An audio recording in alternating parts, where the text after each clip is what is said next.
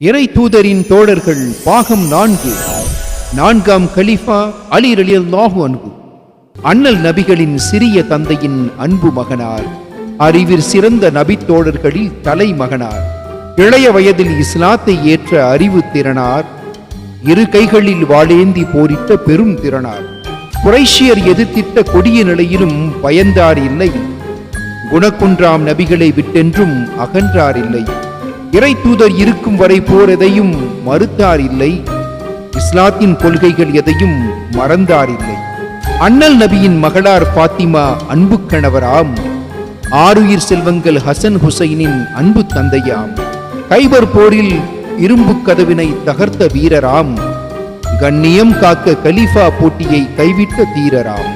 உஸ்மான் பின் அஃபான் மறைவுக்கு பிறகு கலீஃபா ஆனவர்.